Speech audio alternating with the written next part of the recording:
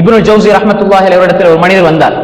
வந்து கேட்டார், இமாம் அவர்களே, நான் அதிகமாக இஸ்திக்ஃபார் செய்யவா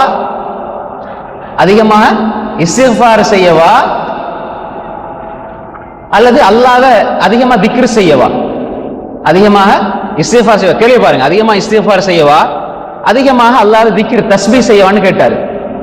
அப்ப இமாம் இப்னுல் ஜௌஸி ரஹ்மத்துல்லாஹி அலைஹி சொன்னாங்க, ஒரு அழுக்கு நிறைந்த ஆடை, ஒரு அழுக்கு நிறைந்த அழுக்குனா என்ன, ஊத்தையாகி போய் அழுக்கு படிந்த ஒரு ஆடை, இந்த ஆடை அதுக்கு வாசனை திரவியம் பூசுவதை விட அதனை சுத்தப்படுத்தக்கூடிய சவர்க்காரம், சோப் போட்டு தேய்ப்பாங்களே, இப்ப சர்ஃபெக்சல் அப்படி வந்திருக்குது. அப்ப சுத்தப்படுத்தி இந்த சோப்பிலி தானே அதன்பால் தேவைப்படுகிறது, அதிகமாக தேவைப்படுகிறது. என்ன அர்த்தம்? உள்ளம் அதனுடைய அழுக்குகளை போக்குறது இஸ்திக்ஃபார்.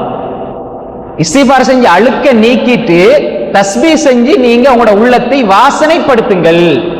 வேத்து விறுவிறுத்து போய் ஊத்தையோட இருக்கிறார், அழுக்கோட இருக்கிறார், பெர்ஃபியூம் அடிச்சா ரெண்டு சேர்த்து நாத்த அடிக்கும்.